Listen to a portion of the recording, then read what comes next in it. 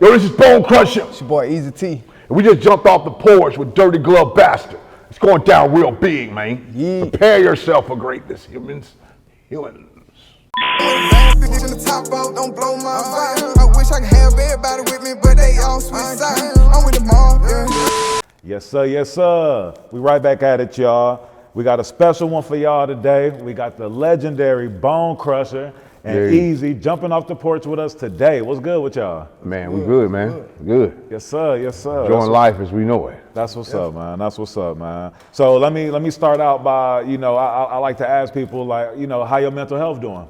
Oh, I'm good, man. My mental health is amazing. I'm in a great space of clarity and understanding of who I am, and always have been. Yeah. But I've went to a whole nother space of it, right? Boundaries, understanding what that means for me, understanding what narcissism looks like, understanding how to stay away from foolishness at all costs. So mental health for me has always been top priority, and I feel great. Word. Every day is a wonderful day, Spitty, of life. Every Yeah. day. That's what's up. That's what's up. So Bone, can you introduce who you brought with you today, man? Today I brought an artist, man, that I feel that's going to be the next guy coming out of Atlanta. I like his passion, I like his drive, I like his love of music.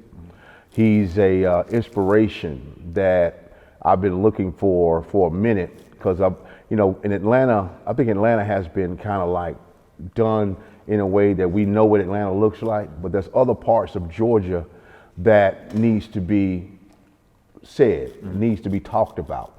And he's a young man from South Georgia, down in Camilla, Georgia, small town, man, but really big guy in the energy. His passion is real. And, Eaazy is, to me, the next wave of what the state of Georgia, the state of Georgia will understand what the message will be coming from the energy of greatness.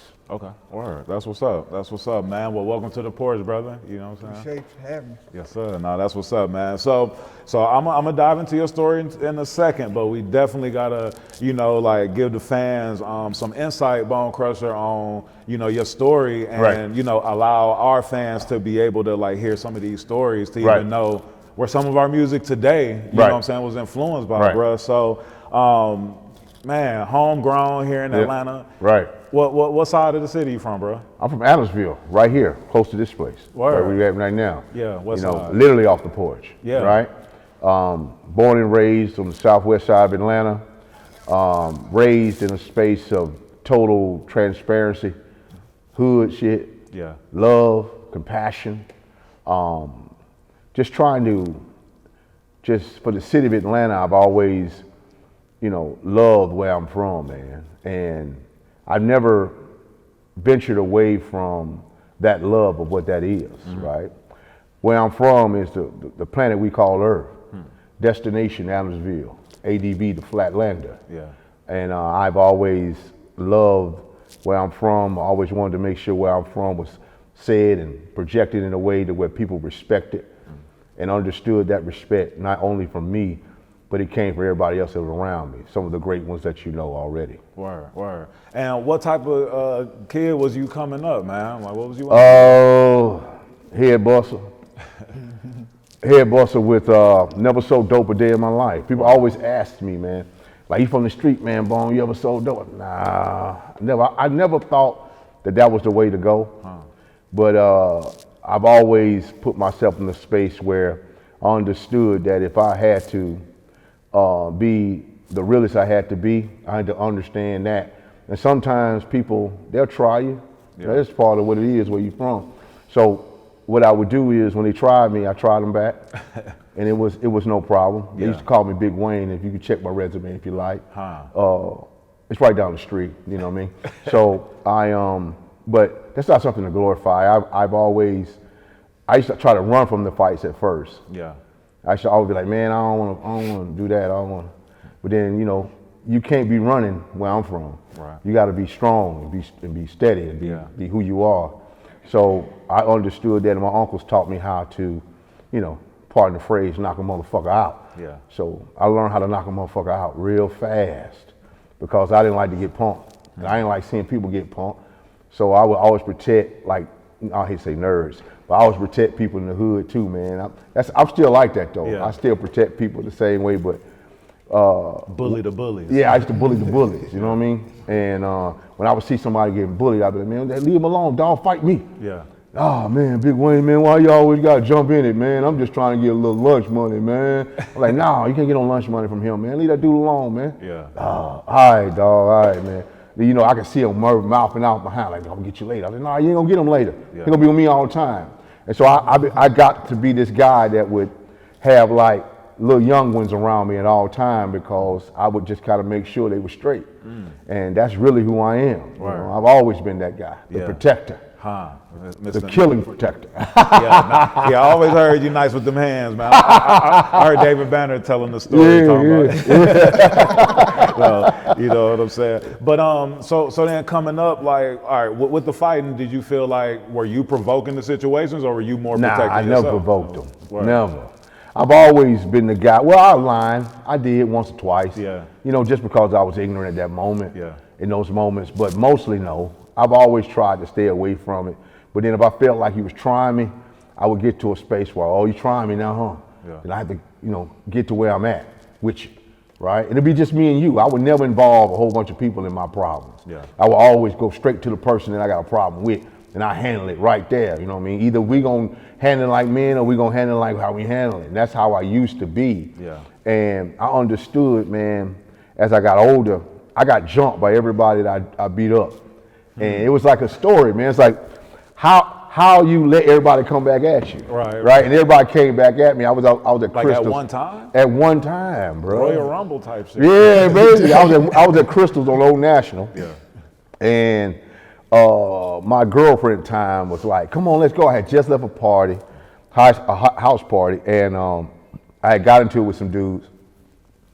And I was hungry. She was hungry, so you know we ain't got no money, so we went to Crystal's. And she was like, let's go, because these dudes coming up here, let's go. I was like, man, I ain't going away from man, bump these. I'm trying to eat, man, bump these niggas, you know what I mean? And I thought I was invincible. The best thing ever happened to me is I got my ass whooped. Like really got my ass whooped. Like these dudes beat the brakes off me. It was like 30 of them, right? And I found out that you can't beat everybody, you can't win every war. So that taught me how to be, the understanding of what it meant to lose. And when you learn that you can't win every battle, you learn how to create humility in yourself. For sure. And it taught me humility and how not to be an idiot, right? Because I could have went back and did something crazy, but something came over me to say, nah, you deserve that. Because I was doing a bunch of dumb stuff and I just got jammed up, man. I'm just happy that it happened. At the time I was mad, but then I was like, you know, then I had some guys from over here, because I was on the south side then. I had guys from the Ville was like, man, let's go get them niggas. I was like, nah, it's cool. It's cool. I'm good.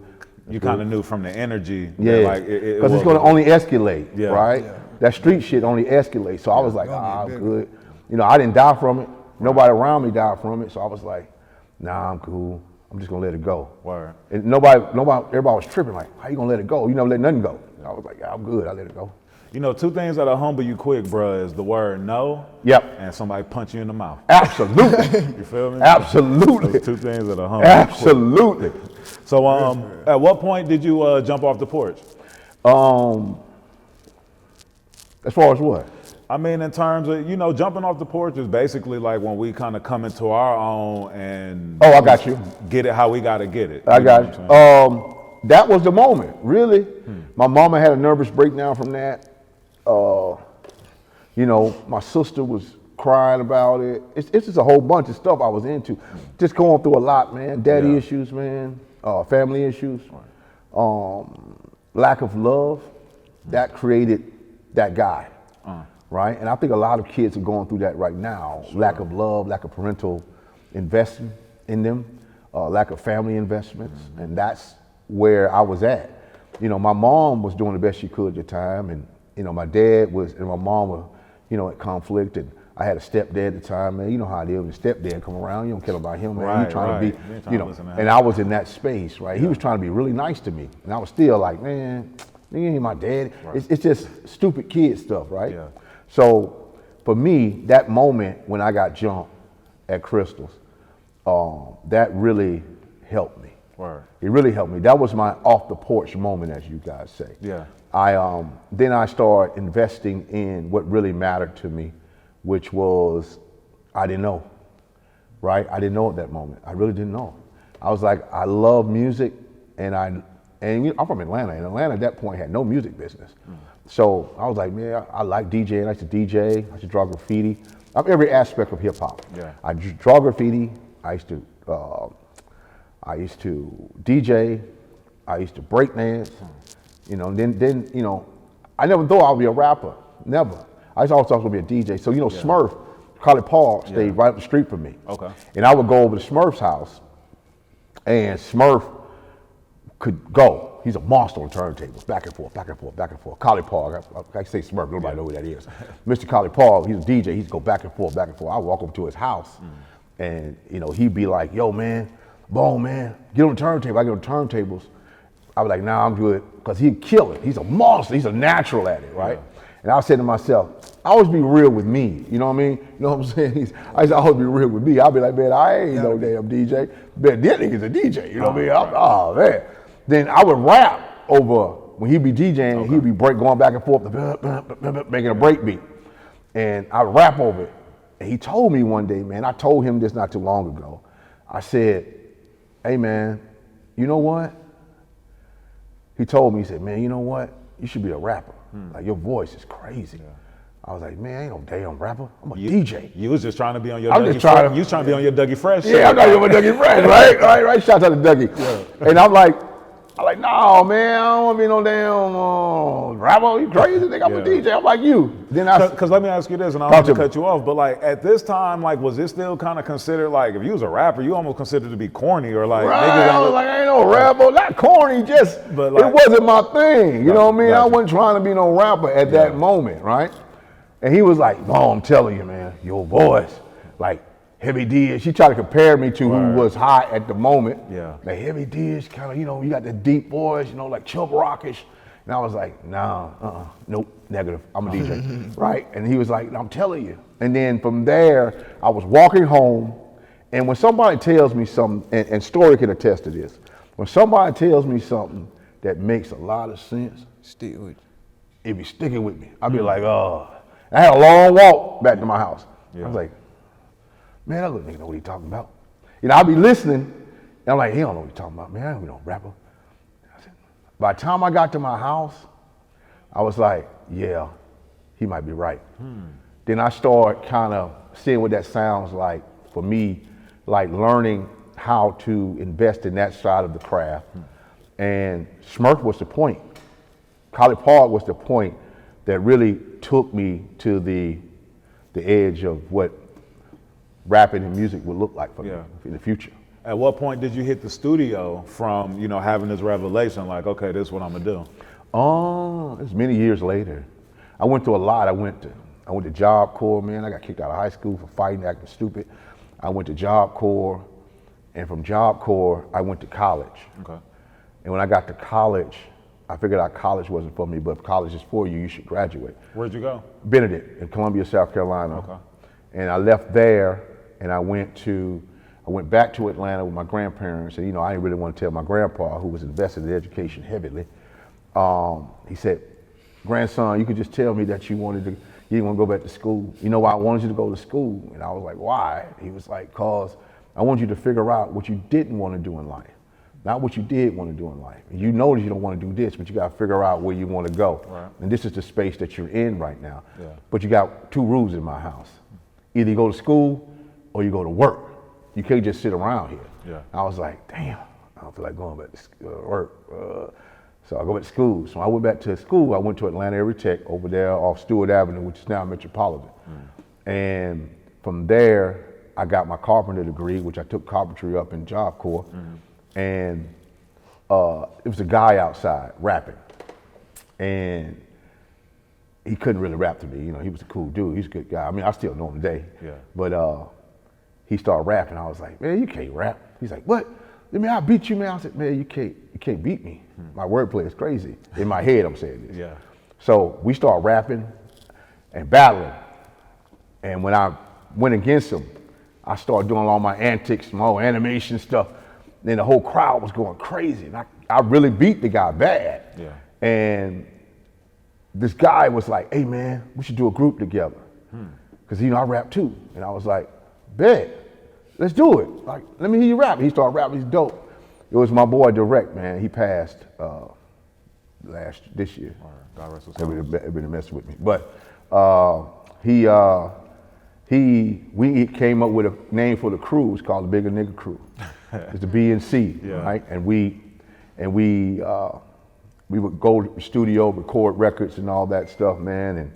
And I was freestyling one day at a party, and I had them with me. Me and Baby B is now Cottonmouth. Me and Baby B and Direct. I was at a party freestyling. I met up with some guys. You might have heard of them, called Black Market Entertainment. Okay. Yeah. Black Market is Lil Jon, Scrappy, Trillville. Absolutely. At the time, it was just Lil Jon, Cersei, Rob Mack, and Vince Phillips. Yeah. So right? Vince Phillips. And Kushka. Yes, sir. And my attorney. Right. So Vince was like, yo, man, you can rap, man.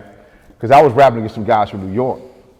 And he was like, hey, man, we should get together and do some stuff. So long story short, man, from there, we started working and did a whole bunch of stuff. And here comes the music. Wow, no, that's amazing, man. And so was B&C also a part of, like, did Lyrical Giants come from that? Yep, or? the Lyrical Giants came from that. Okay. Yeah, so the Bigger Niggas was the group, ended up becoming the guys that ran with us, a bunch of big ass niggas, head busting ass dudes.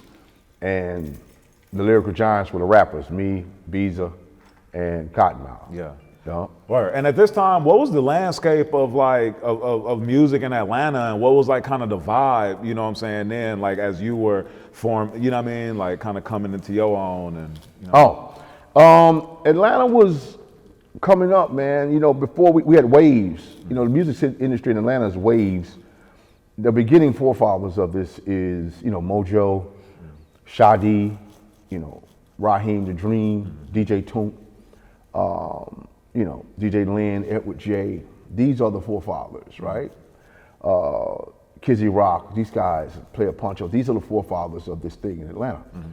That was the wave in the late 80s, 90s, and then the second wave was us, it was Outkast, me, Goody Mob, the Lyrical Giants, Goody Mob, PA, Jermaine Dupri and them, Dallas Austin. Yeah. That was the wave after that.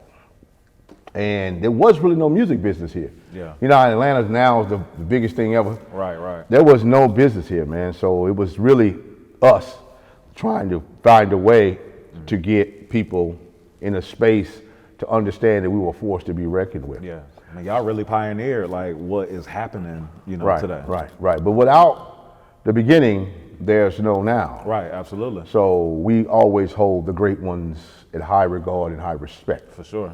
So that was... Which is why we, want to give you your flowers here. Oh, man, I appreciate it. You know what I mean? Man, I appreciate it. Absolutely. Appreciate it. So, yeah, man, I think that's the industry started from the industry that you guys know now came from hard work, grit, and never say die. For real talk. I mean, you got to think about it. Nobody knew who we were. Like, nobody knew myself. Nobody knew none of us, right? John, nobody. Yeah. And we made people love us because we just did jamming music. The jamming music made people like us. Yeah. It wasn't really us. The jamming music, then our personalities on top of that. Right. And we were all different. I think that's what made it really dope. Between Yin Yang, myself, John, everybody, it was all different but similar. No, for sure. And I think that's why the world took on to us so heavily. Yeah, we was partying like a motherfucker too. Yeah, absolutely. I mean, like the individuality, like of all the artists. I mean, it was crazy. Like, do you feel that nowadays, like too many people try to follow the trends and try to?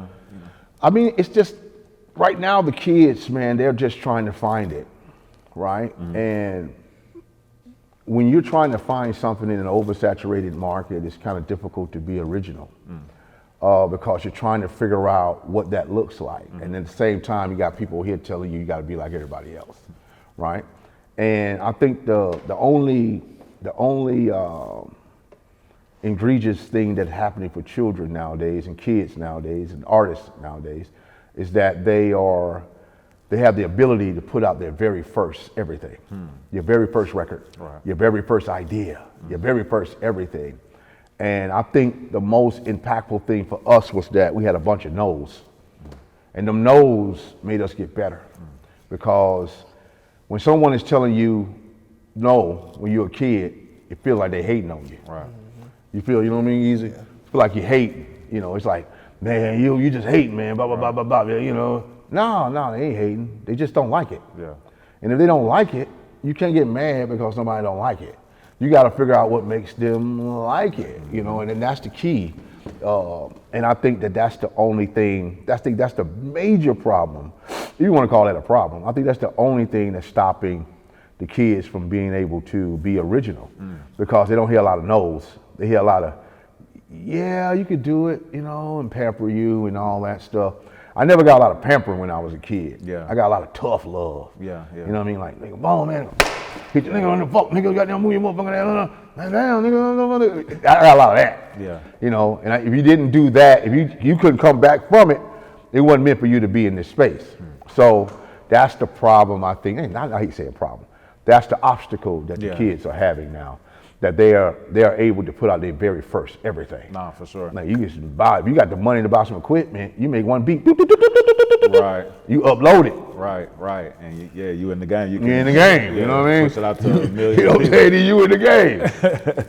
Nah, man. So when you were recording the first album, AttenCHUN, Right. like what was that process like? Fast, right? Very fast. We Never Scared came out and we worked hard on that record, and that record started bubbling. When it started bubbling, I ended up signing a deal with So Def and LaFace and Dano first would break them off. You know, the same label Asian A's on. Yeah. Now there was a bidding war for you back then, Hell though. yeah, Like a lot of huge, labels was huge bidding war. Yeah. And JD made sure that he was the guy that signed me, man. You know, he was trying to start up Arista Black Culture at that time, and LA was looking for something brand new, and JD was trying to, you know, look for something brand new for himself. You know, he's trying to make sure he's straight and sign the right artists. Yeah. It was a large bidding war for me back then.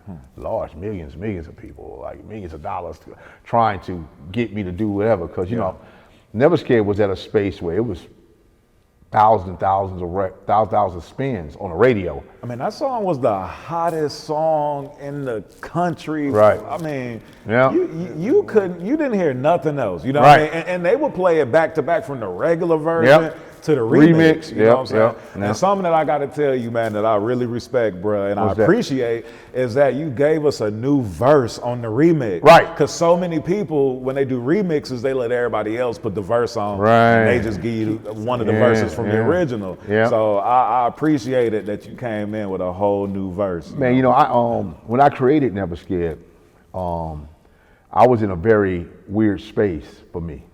I was hungry. My kids needed food, and you know, me saying I'm outside the club and you think I'm a punk, that's just that's a poetic way of saying I'm outside the industry. Y'all niggas think y'all gonna stop me, right? Because once again, I tell you, I got a lot of no's, man. And I remember I've always, when I was at Big Oomp's house, man, I was working with the Young Bloods, and I was working on a hook for them. I was working, you know, I write for a lot of people back then, and I still do now, but I was writing a hook for the Young Bloods for one of their songs for the Drinking Partners album, I think it was, if I'm not mistaken. It's one of them albums. But, and I wrote another hook on this beat. If you know anything about the Young Bloods, they got a beat going the whole time, the boo, boo, boo, boo, the whole session for hours, man. This beat was driving me bananas. This motherfucking beat was just playing for like 8, 9 hours straight. They just played this one beat loud as fuck at Oomp House. So I'm writing. I'm trying to figure out how to get this fucking shit done so I get the hell out of here, because this beat is driving me bananas. So I wrote one hook for it, and one they end up using, but the song they never used anyway. Then I wrote another hook, and that other hook was outside. It was to a whole nother cadence. Outside. I can't even say it like I was saying it back then, but then I was like, no, I'm gonna keep that one. And Avery Johnson, who produced Never Scared, stayed 3 houses down from me. And he called me. He said, Bone, I got this beat, man. You know, come down, right? Backstory about Avery Johnson. Avery Johnson was also a member of a band called The Chronicle.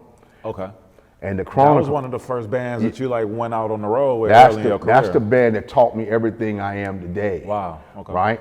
So Lil Jon Roberts on drums, Avery Johnson on bass, Billy Odom on guitar, Phil Davis on keys, L Rock on analog keys. And this band really is the cornerstone of what the Atlanta sound is today, with me, myself, Outkast, Organized Noise, Goody Mob.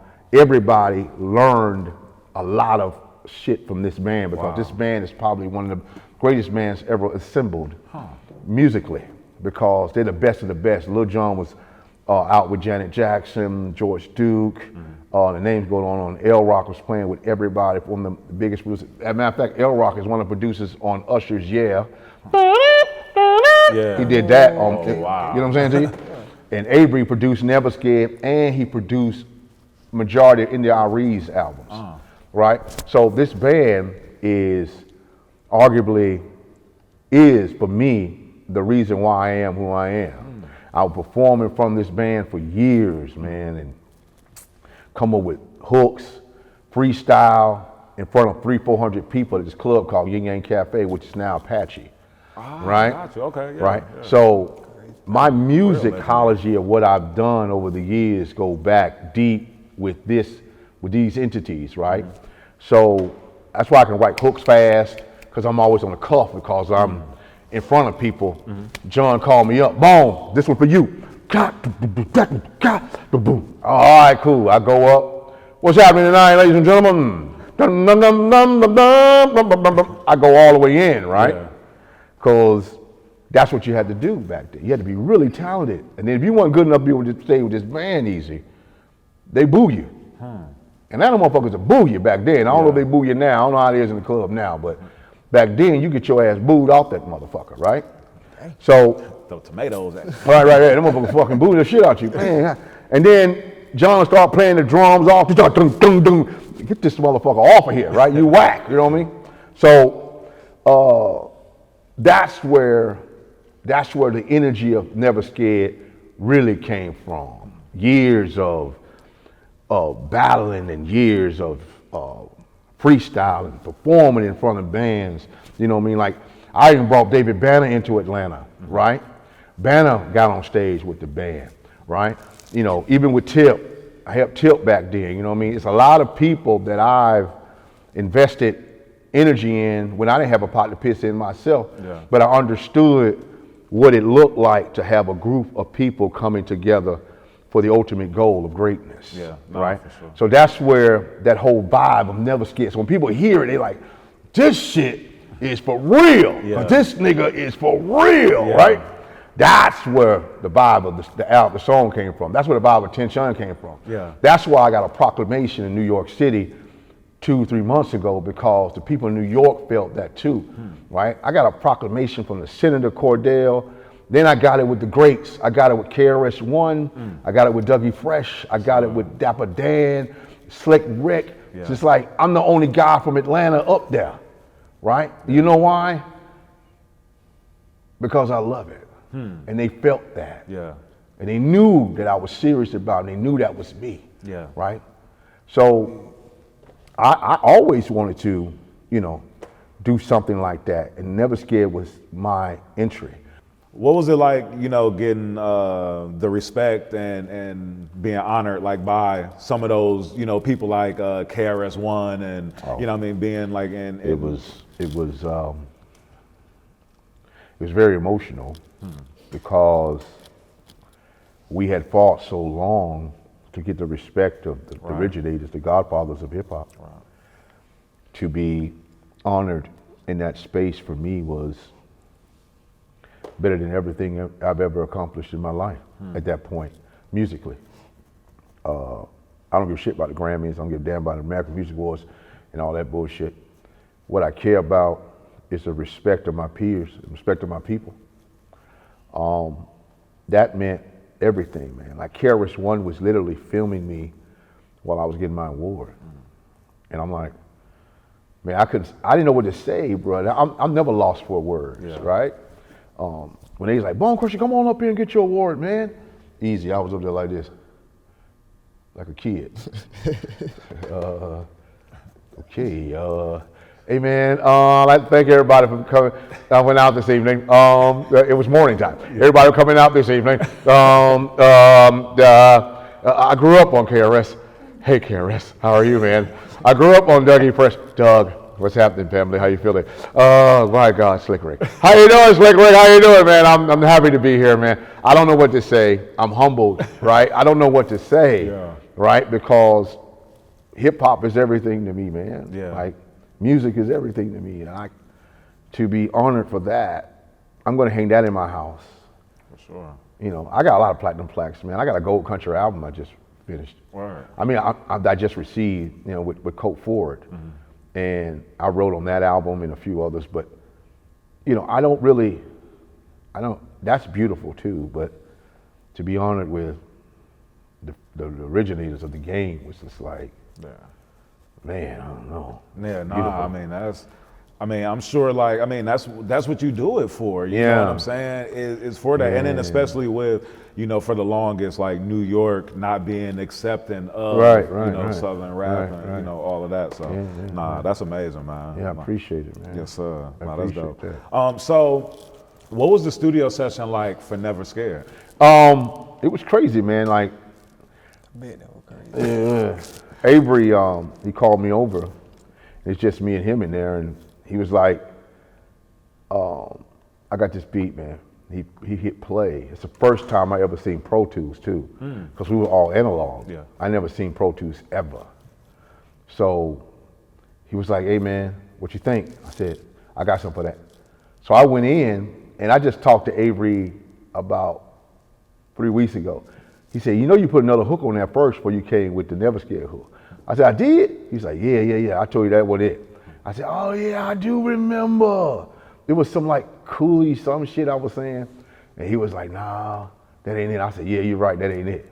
So I said, I got another one. He was like, what? I said, watch this shit. I got this hook I just wrote, fucking Youngblood session.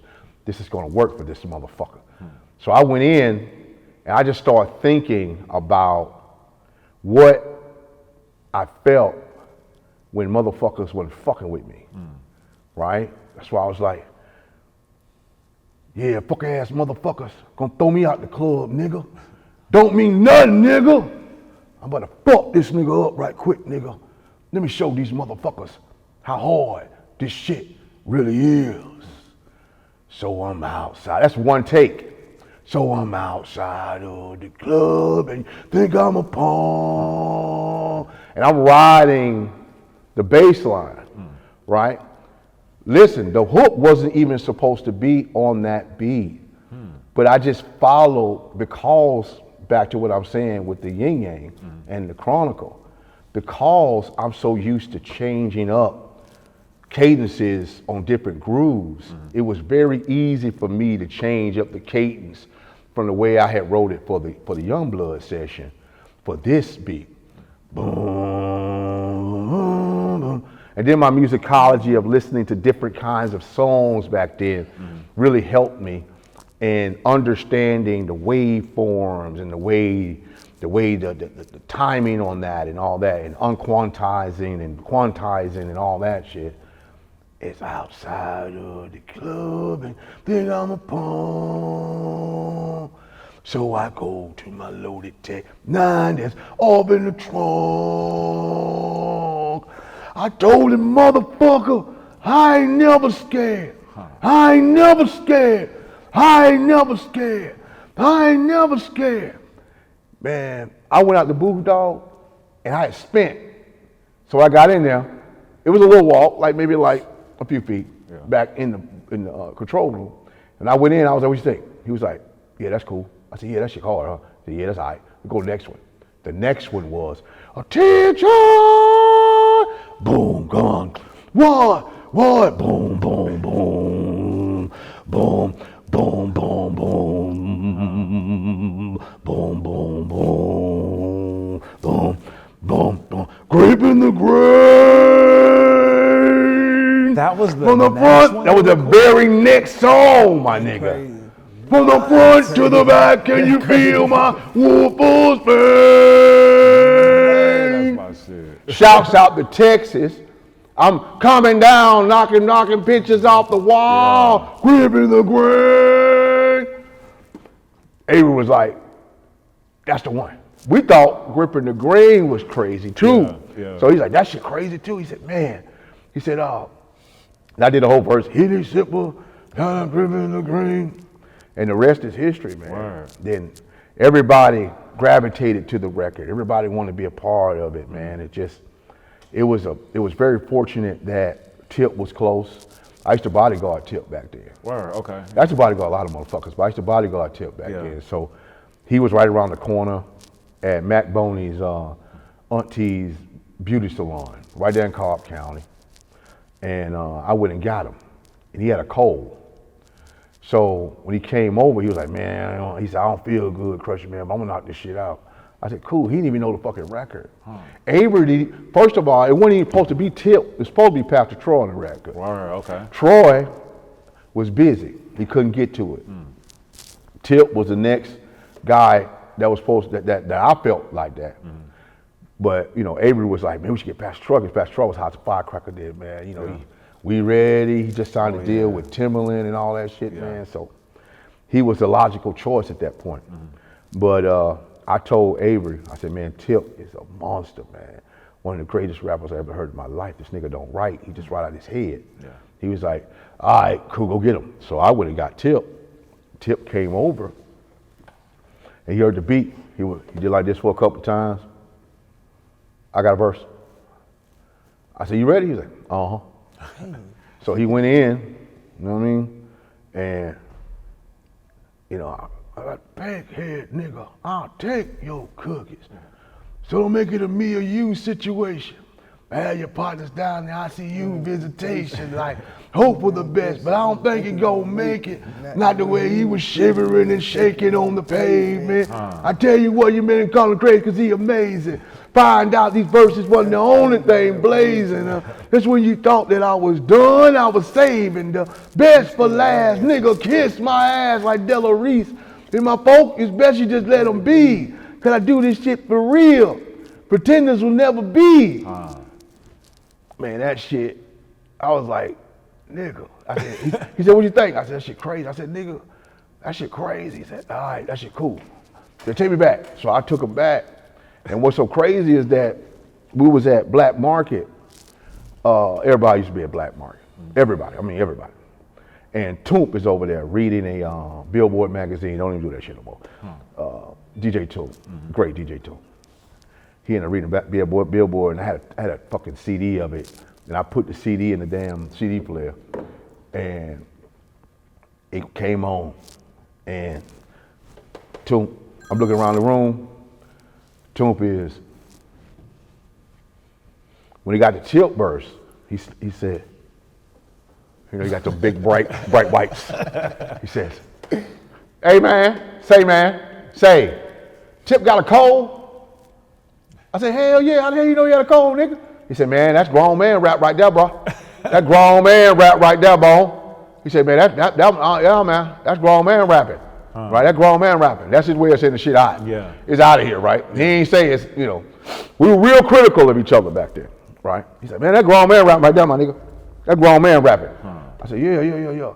That whole style that he's doing now came from that. Word. Yeah. That, like Tip always been a real ass nigga. And he never backed down from nobody. And that verse really gave him the fortitude to, you know, I had his back too, right? Yeah. He know me. I'm a street nigga. I mean, I ain't never sold. I told him I'm never doing fucking dud. Back to the bully shit. Yeah. I'm a motherfucking nigga. Nigga, nobody touching you, nigga. Right. You know what I'm saying? Nobody gonna fuck with you. Do what you do, right? He like, nigga, I'm going in, right? So he went in. That whole style that he got now arguably came from that song. I mean, and that song was so monumental for him because, I mean, after that, I mean, that catapulted him like in the mainstream, you know, people seeing him. And then he dropped trap music after that, Right, which was, right. know, considered his most classic, you know, project. Him and Toomp, man, are a force to be reckoned with that I've yet, from the South, it's similar to Pete Rock and CL Smooth, you know, Guru and DJ Premier, the great combination place, man, you know. Yeah. Tip and Toomp will always, to me, be one of the greatest duo I ever seen in my life. Yeah, for sure. Heard in my life. Yeah, nah, they chemistry like just. Yeah, man, that shit's fucking amazing, man. That motherfucker can rap his ass off, bro. Yeah. I told that nigga, I said, nigga, your ass goddamn it, rapping like a motherfucker. Nigga, that nigga can rap, nigga. Word. So like your relationship with David Banner, Yeah. Y'all been rocking, you know, tough forever, man. Can you speak to that? Like, how'd y'all connect? Man, I met Banner in Mississippi years ago. We was on the same label. Tommy Boy Okay. did a show down there with the LGs, and we have been rocking ever since. Oh, man. so that was in the Crooked Letter days. Yep, Crooked Letters, man. Him and Brad. Yeah. Yeah, and Fingerprint DJing. Yeah. Yeah, man, those were good days, man. I really appreciate that, man. You know, shouts out to Charlie Braxton, man, good friend of mine down there in Jackson, man. Really good guy. Yeah, he really jailed that whole scene down there for me, man. Like Charlie and Banner and Brad. It was really, really good times, man. And you know, I told Banner, I said, man, you know, in Atlanta, man, we can do some things in Atlanta. Yeah. He was like, hell yeah. So he came up, man. He had a song called Lil Jones that we did. And I told Short, he was playing it. I said, man, you know what would be dope on that remix? He said, who? I said, Too Short. You know, Too Short at the time, but still is, was like untouchable at that point. He was huge, right? I said, man, Short's family, man. You know, let me see if I can get Short to be a part of this with us.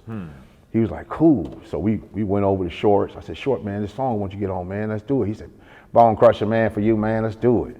So we end up working, he ended up working with Short. From there, I introduced Banner to Tip, introduced him to everybody in Atlanta, man, stamped him, say, hey, man, this is my guy.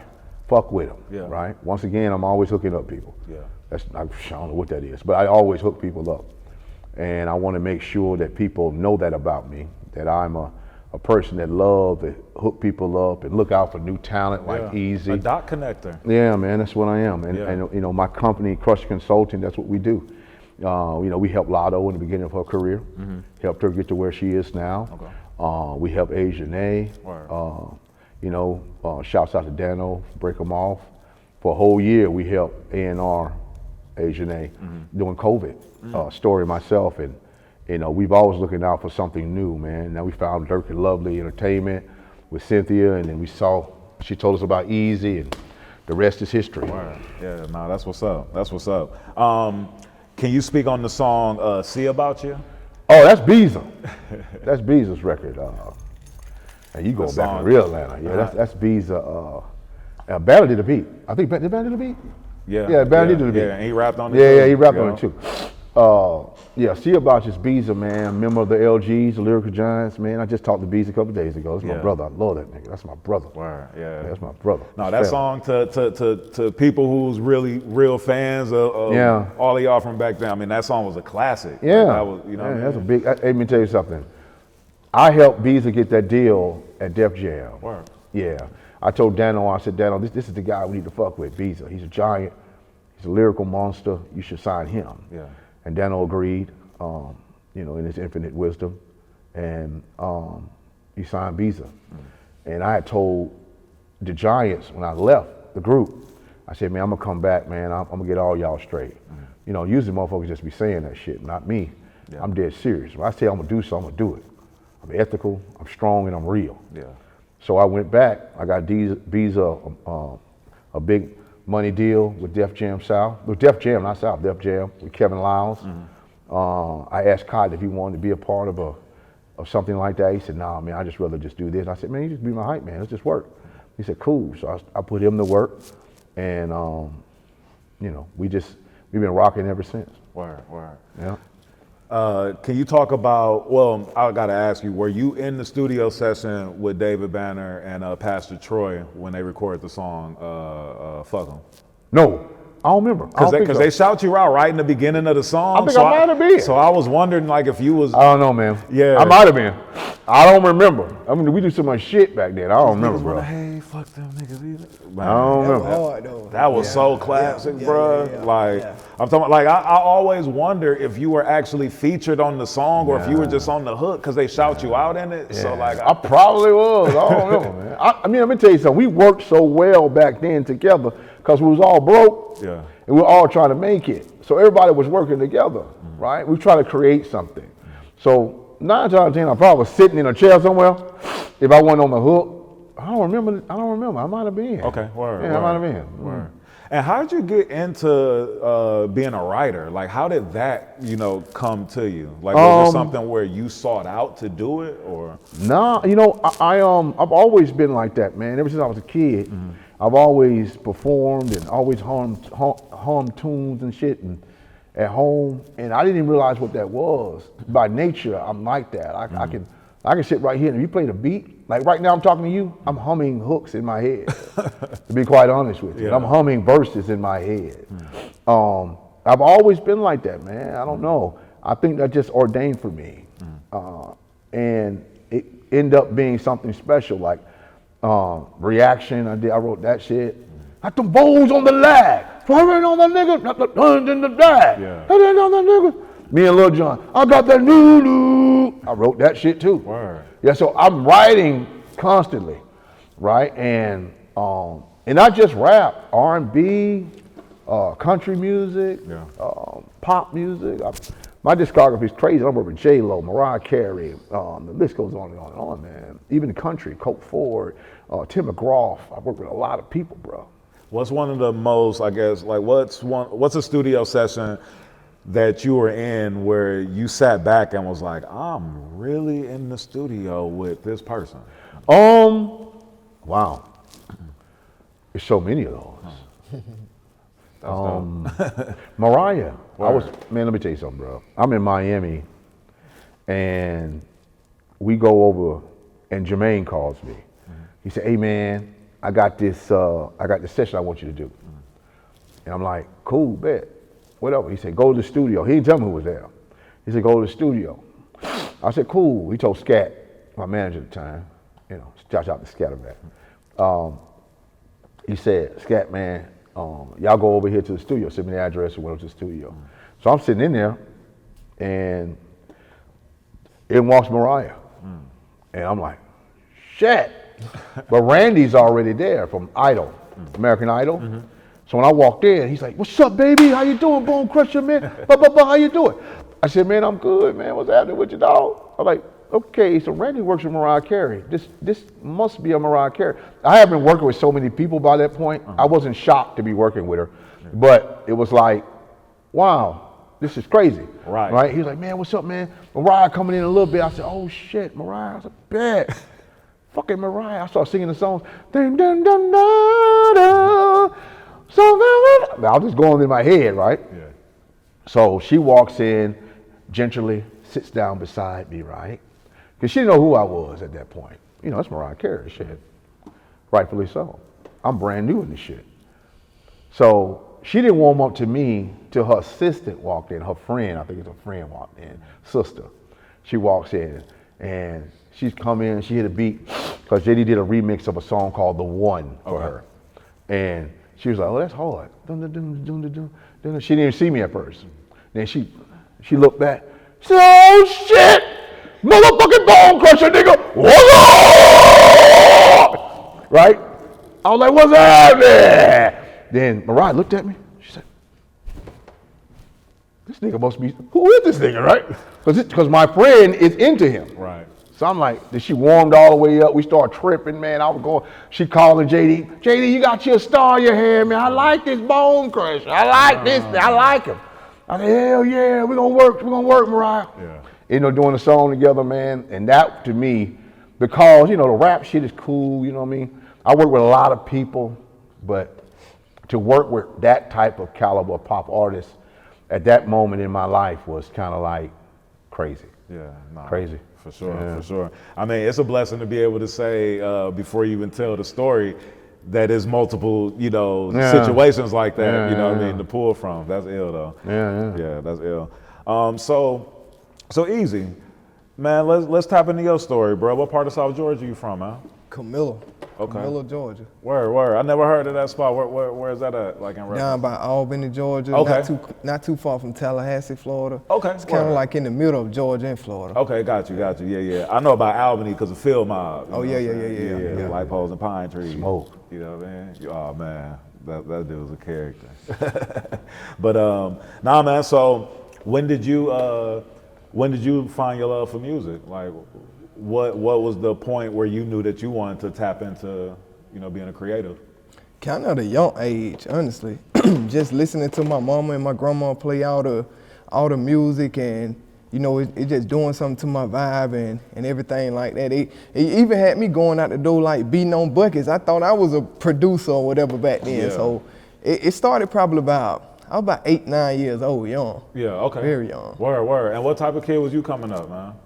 I was a kind of laid back kid, man. I would just stay to myself, you know, did stuff I like doing, man. Just riding go-cars, being just a country boy, really. I'm from a real country, real country, yeah. Word. And so, for people that don't know, like, you know, like everybody has like these premeditated thoughts of like what, you know what I'm saying, the country is or what it's like. Like, I mean, is it like on the tip of, like, did y'all have a mall in y'all city? Like, what was? No mall. The Walmart probably the biggest, for real, Walmart probably the biggest business down there. Nah, I take that back. Tyson Food. It used to be named Kegel, but that's one of the probably the biggest things that going on in my city. Okay. Yeah. Word. No mall at all. We just got a Hibbits 2020. Word. Okay. Yeah. Right when the pandemic hit. I like Most Hibbits. definitely.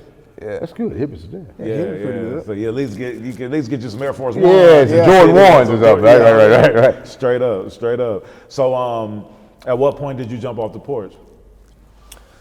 Probably about 13. Yeah. Like, just had to start kind of providing and doing little stuff. Like, I came up hard. My mama did the best she could coming up, but just to get that extra that I always wanted, I had to kind of do what I had to do. You know, I was working back then, get me a little job, work with my granddaddy, he paint houses, or just doing whatever to try to survive. Word. Now I can dig it. And who was some of your influences coming up? Who was you listening to? I was on Bone, honestly. Like, down there, the little teen club that we had in Albany, when you go in the club, you gonna hear, I'm outside of the club. That was one of the biggest. Young Jeezy, he kind of influenced me. Like, I was around them type of people, the type of music that he was making. So he kind of had influence on me. Tip, Gotti. Yeah. I even like, you know, R&B music. Mariah Carey, she was one of my biggest ones. My auntie played that every morning we wake up, literally, every morning. Word. Now I could dig it. And so, what was your first experience, you know, recording? Like, how did that come about, you know, when you first started recording? I started fake recording about, had to be 2009. I was still in high school. Yeah. Me and my homeboy, he had speakers up literally all around his room. So we went and bought this little $29 mic from Radio Shack. Yeah. And we sat it on his little desk and we just started playing around with the music then. Yeah. Now I can dig it. Now, Bone, let me ask you, what about Eaazy, you know, drove you to want to, you know, work with him and make him a part of, you know, what you're doing? I mean, his work ethic, first of all. Well, let me go back to the beginning. So I met Eaazy through Cynthia, who is Eazy's manager. She's also the owner and proprietor of Dirk and Lovely Management and Entertainment. I met her first, and I fell in love with her and her energy. In turn, she started talking about, she was talking about her artists, like, and I was like, usually I'd be like, I don't give a shit about your artists, you know, I hear this all the time, right? Yeah. But for some reason, Cynthia's energy kind of related to me. right? Maybe because my mama name is Cynthia too, Word. right? So I'm like, you know, my mama name's Cynthia, you know, so that's crazy. Like, that's crazy as hell. That's not ironic, right? So I started asking her about an artist, and she was like, I got this artist, and it was right during BET weekend, right? Right before, you know, the day before, like a couple days before that. Yeah. And I was like, yeah, that's all good. What your artist up to? What does he do? She was like, well, he got this new song. I'm trying to push it, and I'm trying to figure out what it looks like for him in the future. I know what I did with this other artist, but I'm trying to get him to another level. And I was like, cool, well, let's get together and talk about it. So we got together. She brought Eaazy with her, and we sat down over a meal. And Eaazy, to me, had an energy that understood the position he was in and the mission he was on. That's the reason why at first. Then I heard the way he flows and his honesty in his flow. And that made me want to really work with him, right? So I told both of them, I said, Eaazy, man, let's do this shit. Because I know there's a song, a beat that I want you to get on. Remember, I was like, it's this beat, this sound that I want you to get on. And if you with it, we can make magic. And he was like, hell yeah. And I like the way that Eaazy is just who he is. His name means exactly who he is. Everything about him is easy. Yeah. He's easy to work with. He's easy on the ears. He's easy to interpolate. He's easy to understand what it is that his mission is. To me, this guy is like the polar opposite of what I am as Bone Crusher. Right. But as Big Wayne and Wayne myself, I can identify with the way Eaazy is, right? You know, he understands the mission.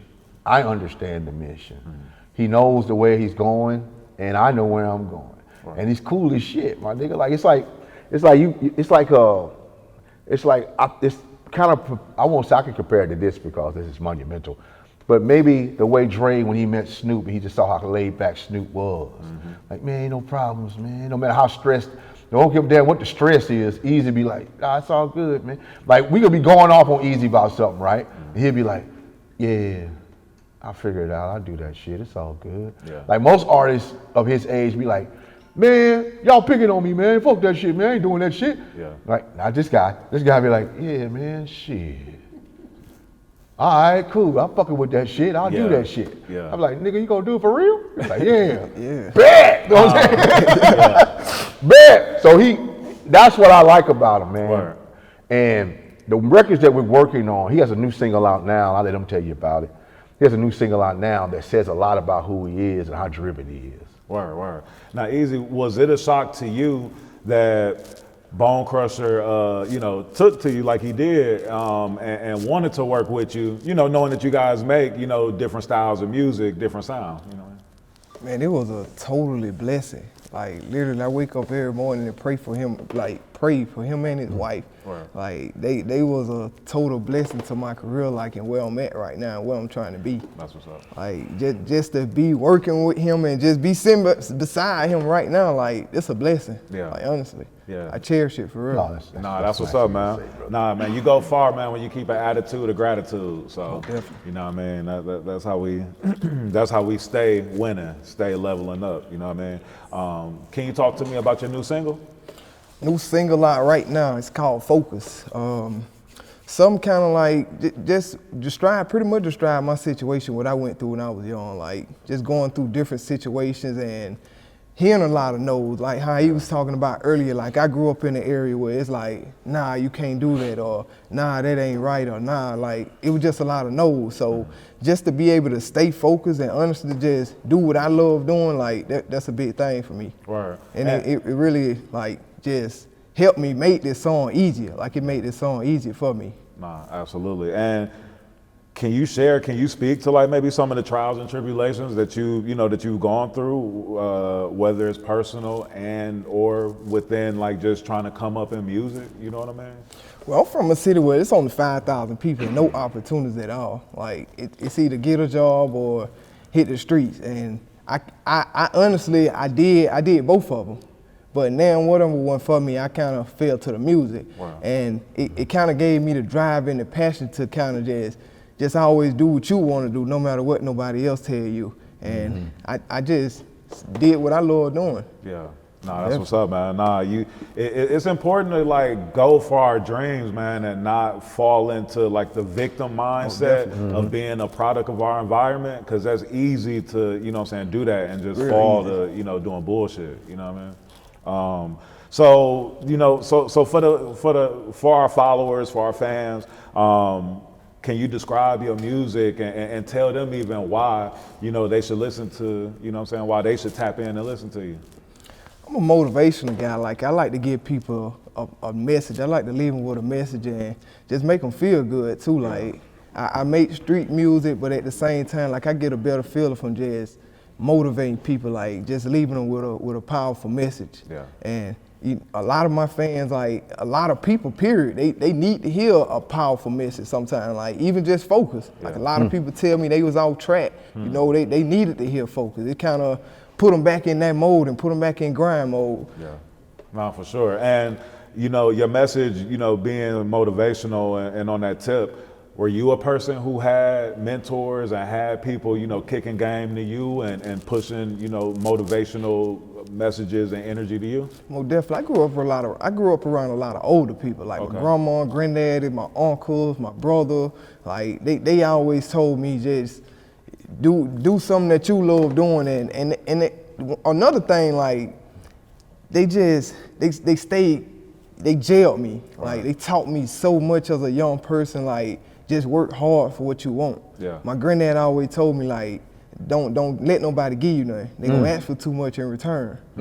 So, and that was one of the things that stuck with me. You know, just always grind for what you want. Word, that's real. And Bone, coming up, did you have mentors, man? Did you have people? Yeah, my uncles, aunties, Yeah. my grandfather, cousins, OGs in the neighborhood. Yeah, I had all kinds of mentors. Yeah. Kind. You know, people that love, cared for me. Yeah.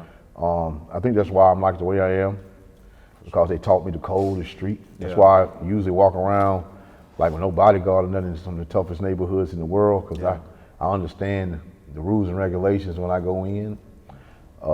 Yeah, man, I had a lot of mentors. Man. Yeah, I feel like that's so important. I feel like a lot of like younger people don't have as many mentors or don't have it like how we had it, Right. where, you know what I mean, like where it was that mindset to take a village to Absolutely. you know what I They mean? definitely do.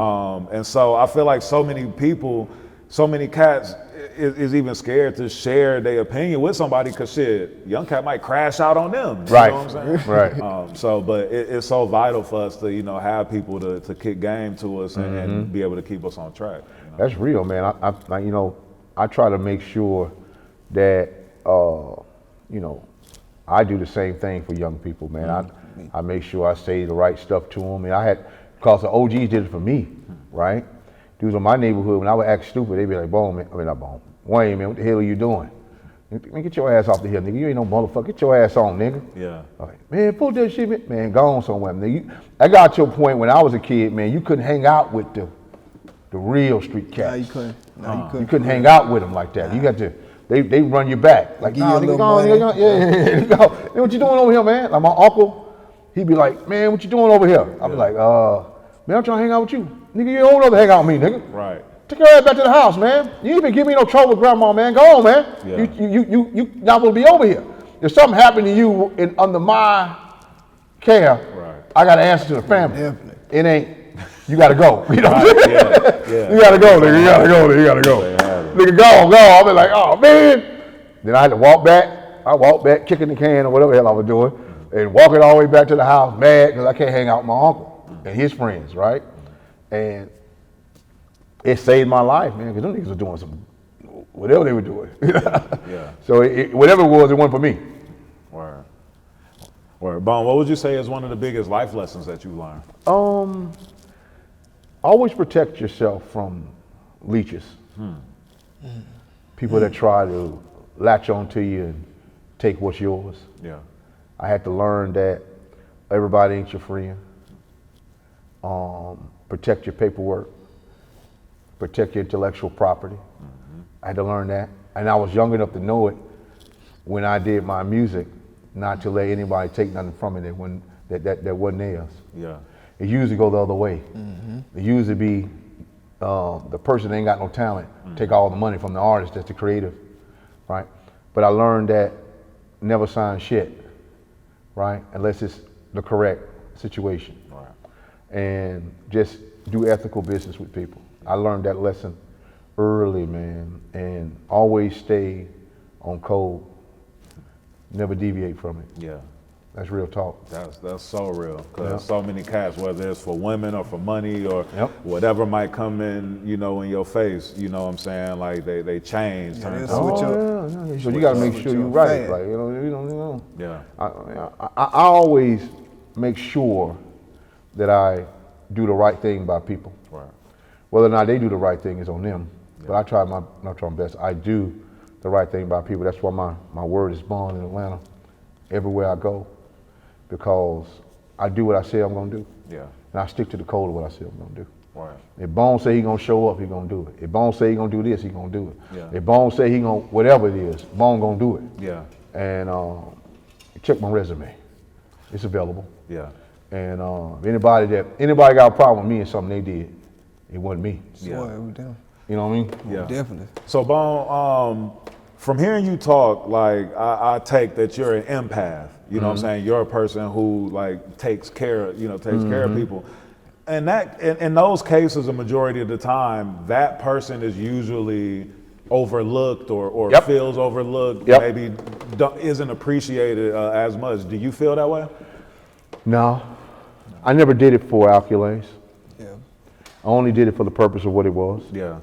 And those that know what I did, they understand. They reward me quietly Yeah. because I'm the he, as these kids say. Yeah. I'm the one, but I don't ever say that. I don't ever try to say, man, I should be on the Mount Rushmore of Atlanta, man, because I did this, nigga won't be, nigga, you want to be. That ain't really what it was about. Yeah. For me, it's always been about community. I am the core of the teachings of Maynard Jackson, Martin Luther King Jr., Andrew Young. I understand what it meant. We were just talking about this story, and I was just talking about this, about I wish my grandparents and everybody I knew was still here, because they did it for the city out of love, and they understood what it meant for family to work together. And for me, that's what I did it for. I don't know what they did it for, but I did it for that. I did it for the love of the city. I did it for the love of myself, the love of our people, melanin strong people. I want to make sure that I put the city on in a way. That's why Kanye said what he said on that part on Drink Champs. Oh yeah, when Kanye said that, he said that you were the beginning of Atlanta, Right. like being on the map in Right. terms of music. Yeah. Right. Shouts out to Ye. Yeah, for sure. He said that because he saw what I was doing. I did it with compassion, and I never asked for the accolades. And he was like, how the hell you do that?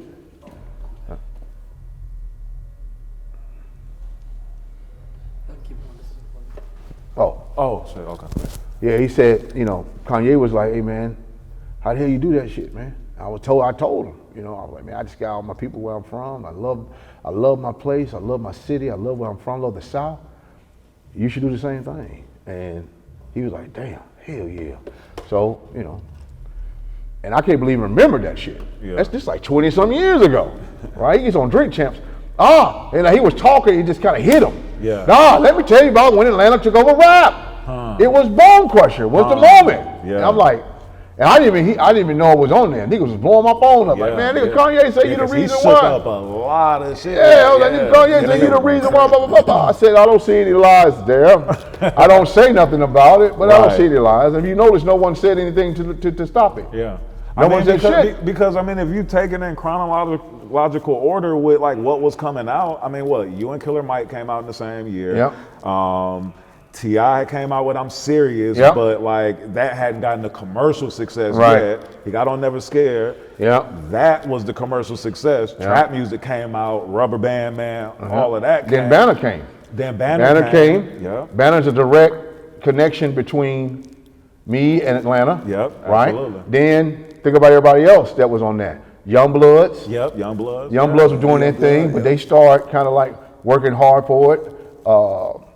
Everybody was in that space. Yin Yang Twins. Yep. Like I'm on the radio in New York talking to Flex about other people, not myself. Right. I'm putting them in. I'm the highest guy. Only guy bigger than me at that time was 50 Cent. Yeah. Right? So I'm telling Flex and Envy and all these cats, man, and Enough and all them. I'm like, yo, man, man, it's cool, man. I'm doing my thing, man, but look out for this cat, this cat. And they looking at me like, and bro, that's unheard of too, because cats. Oh nobody do that shit. I didn't get $1 from none of them dudes. Right. Did nobody pay me to do that? Right. No one said, "Hey, Bone, man, blah blah blah blah." Nah, I took it upon myself because I once again, I come from the protection.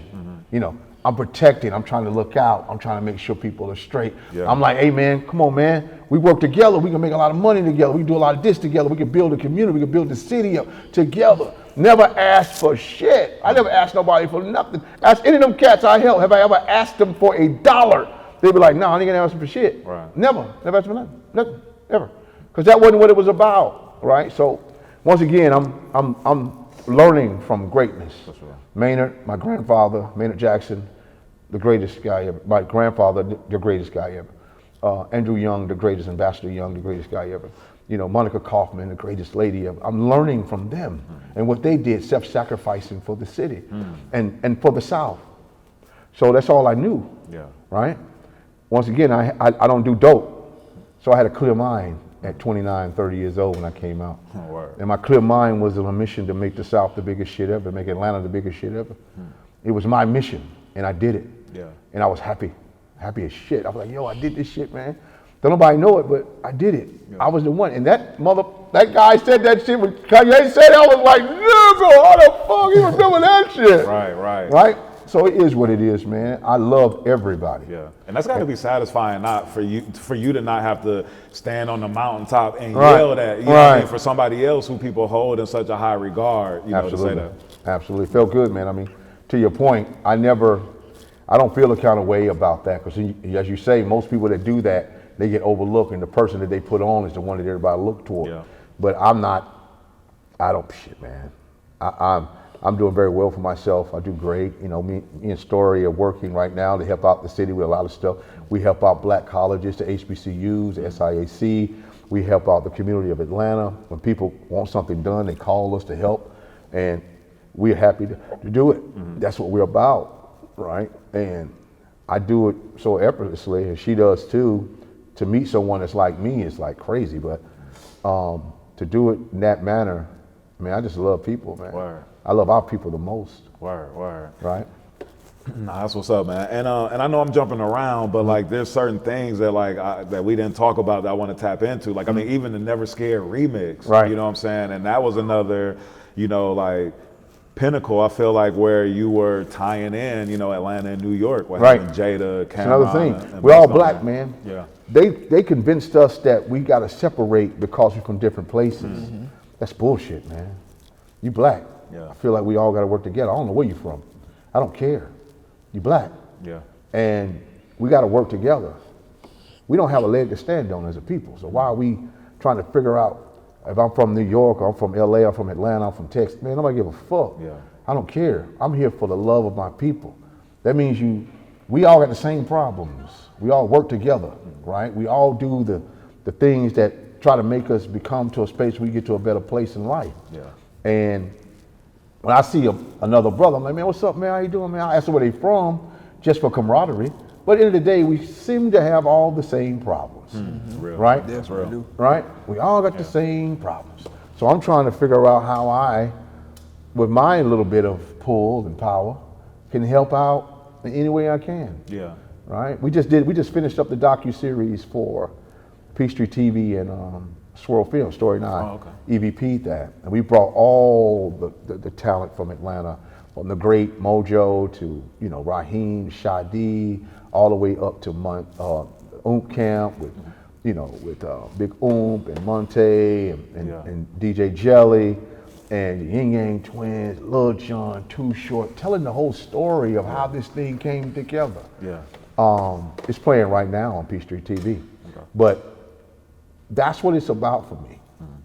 You know, I want to make sure, if my legacy to be anything, I don't give a damn about the money, man. I care about the people. That's my legacy. Yeah. I don't care about no accolades either. I don't care about none of that shit. All I care about is helping out young guys like Eaazy, watching Lotto be big, watching Asian A get big, watching other artists that we work with get big. Yeah. Looking at myself and understanding my worth in it. That's what it's really all about for me. Word. No, that's intrinsic. Like that's, you know, like caring about other people and their success more than, you know, more than yours, or not necessarily more than yours, but, you know, like there's so many people that don't want to see other people, like you want to see people do well, but I don't want to see you do better than me. That's always the case, you know what man. I mean? You know, I've never been like that. Me either. Yeah, right. That's why I like to discuss. Word. I man, I don't like that shit, man. I've never been like that. I've always been like, if you can do better, you should. Yeah. We've been trained to hate each other. That's the key. Not to love each other and understand that. You ever notice how other races, they embrace each other a little bit too much, and we don't embrace each other enough. We've been raised to, you know, for the detriment of each other. Yeah. Instead of for the upliftment, empowerment of each other. I mean, we almost can't look at each other too long. We've been trained because if that we way. stare at each other too long, that's like, an motherfucker, issue. what the hell you look at me for? Right. It's like we've been psychologically strapped and bonded into hatred of each other. Yeah. Now we love everybody else. Now, you know, you want to do something with, you know, Right. we go outside our community, we having a good time. It's so much safer outside with everybody else. Right. Which that's bullshit. It's crazy. Right? We should be able to be flourishing as a community, as a power unit. That's what we should be doing. Yeah. Story I was telling me to not talk like this out loud because she didn't want me to be Martin Luther King, but I can't help myself. Yeah.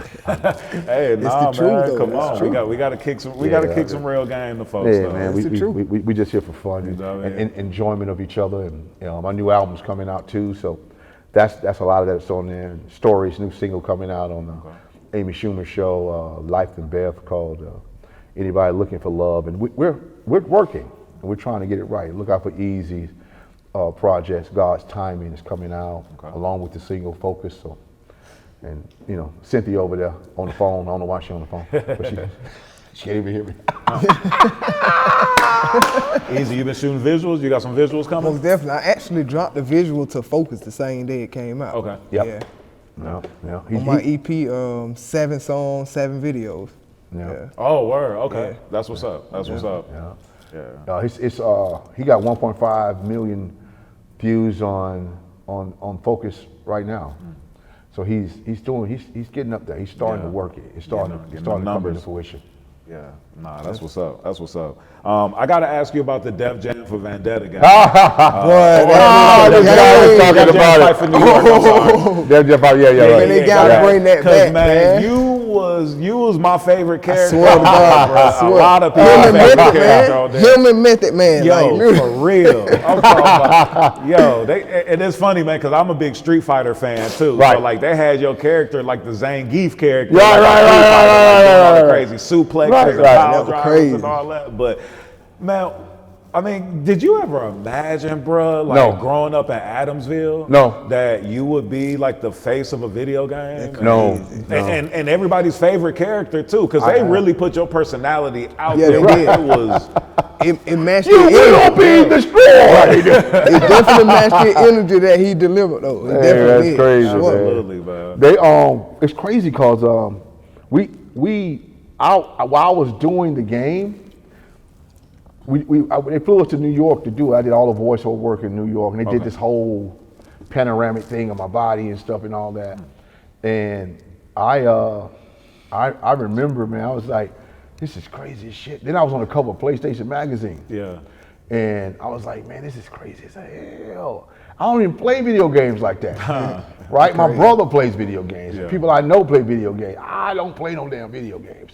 Right? But to be a part of that franchise at that point, it wasn't even a franchise then. To be a part of that video game was like crazy, only because it had Snoop in it, Method, Lil' Kim, Right. you know, some of my peers that I respect and looked up to. Right. So it was really cool to be a part of that, right?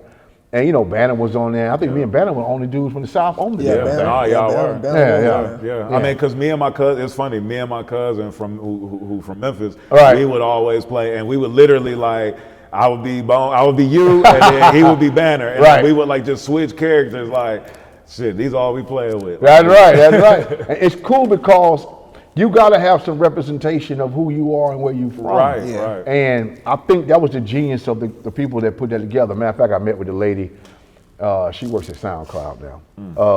She, well, the head of SoundCloud. She was one of the persons initiating and put together the whole, you know, the whole video game. word. And that's the genius of that. Like, the smart thing in any marketing scheme or plan is to make sure everybody's represented. And for them to represent with us, it's like cool, because we the grimiest, kind of like wildest dudes to do it. Like, it wouldn't look right with Lil Jon doing it, right? Because he ain't really no rah, rah, rah, rah. But he is, he crunk, you know. But to have big guys, that was crazy, man. It was an honor to be that. And I blowed away from it. Even the Madden game and all that shit, too. All that. The songs being on Madden. You know, that's the year Vic was on there. I don't think bad about that year broke his leg. That Madden game was a curse. That cover, because you know, Vic had, did something to his leg and broke his leg. And so I was like, man. Damn, so the Madden curse is. Yeah, I definitely believe in the Madden curse. Yeah, it's like, man. But it was cool to be a part of that. You know, Never Scared was the theme for the Braves. It was a good time back then, man. Yeah. Because we were breaking down so many barriers. For the South. It wasn't just for Atlanta. It was for the South, because that sound is still resonating today. There was a large tidal wave. Like somebody dropped Mount St. Helens in the middle of the ocean. It's just like, and like Atlanta ain't let it go. The South ain't let it go since then. It's been locked in, you know. But I tell the young ones, I said, man, if y'all keep hurting each other, it will go away. That's what happened to the East and West. They start hurting each other. And when that happened, that's when the door was open for us to kind of come in and party and have a good time, and people loved it. Nah, for sure. So, you know, I just want to make sure the kids are bigger too. Yeah, I just want these kids to just understand, man, it's okay to be, you know, to have problems and go through stuff, but you ain't gotta die. Right. You know what I mean? Like, I learned a lesson, and now I'm this, right? I've always been this, but I've clarified what that looks like. So, you know, you never know, man. Malcolm X used to be a pimp. And these kids, if they can make it through, they can become something beautiful. Yeah. Because they're learning as they grow. That's the last thing I want to say about that. Nah, I can dig it. I can dig it. So, Eaazy, what's your upcoming, you know, projects and things you got coming up? I got God's Timing about to drop. We actually gonna drop that tomorrow. Okay. On all platforms. Okay.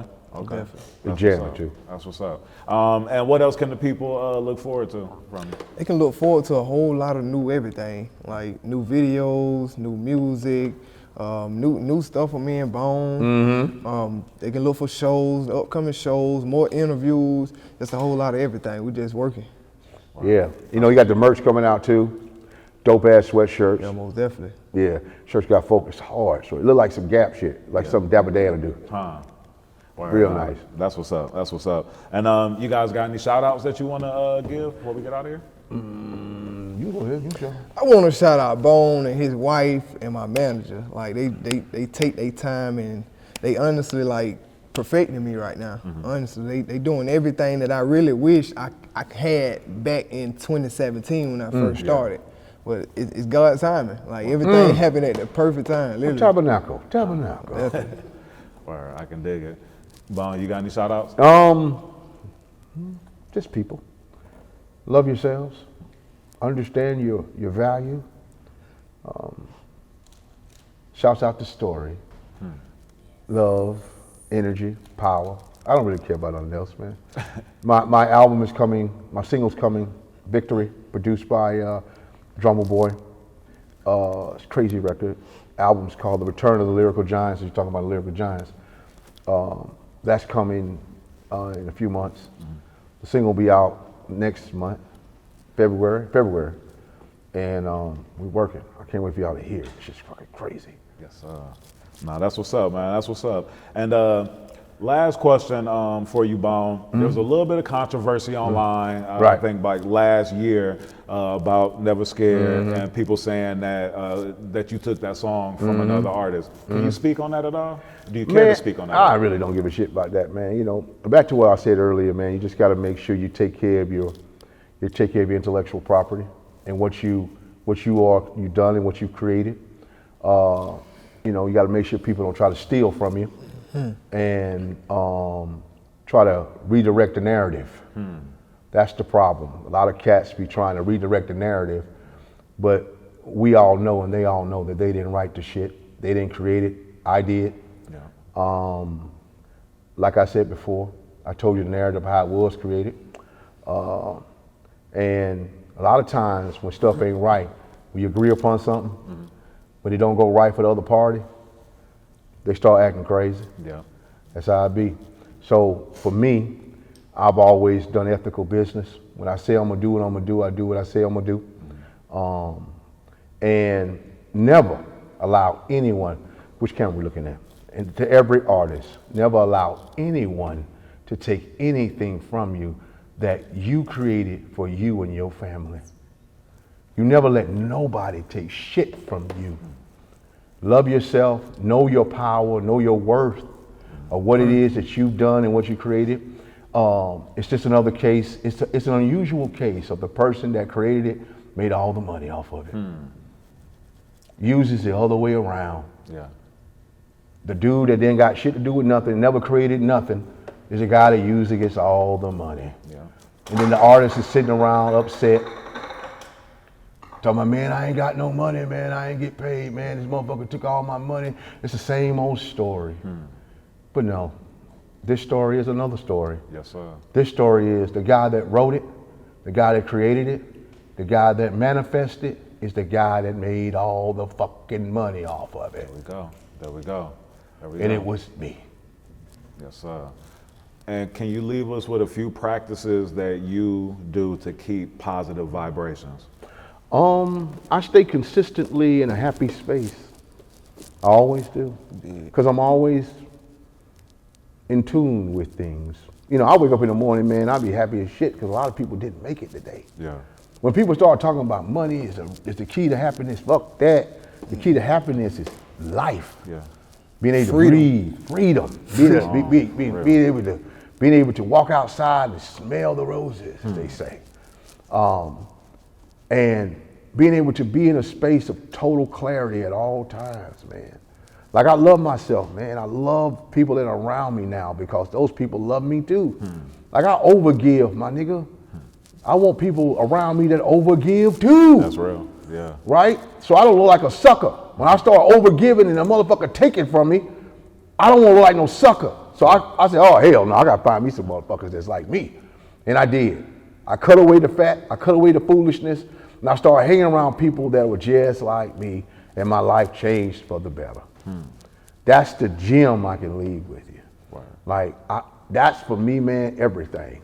Everything. Yeah. Because ain't nothing else better than that. Wow. Nothing, man. Fuck money, man. Money is a derivative of hard work and talent. Right. If you got that, you can get some money. Breathing, life, love, the earth is most important. That's it. Everything else is bullshit. I'll tell you why I say that, and I'm gonna leave it with that. If I ever told you, if you could hold your breath for 5 minutes, I'll give you $1 billion. Bye-bye. Right? Hold your breath 5 minutes, I'll give you $1 billion. It's some people gonna try. Right. They go, oh shit, $1 billion, 5 minutes, 7 minutes, shit, that ain't shit. They get goddamn 60 seconds in, they've been smoking weed and shit. They got them, you know, they're smoking cigarettes. Somebody else gonna enjoy that money. Listen to me. What's most important? The $1 billion or the ability to breathe. Right. We hold too many things in the wrong categories. That's one of them. Money means nothing. Community is wealth. Community is wealth. That's how they got us fucked up. Yeah. And I'll leave it at that. Man, that's real, man. Yo, appreciate y'all jumping off the porch with us. Yes, sir. Bad bitch in the top off, don't blow my vibe. I wish I could have everybody with me, but they all switch sides. I'm with the mob, yeah. I know they all gon' ride.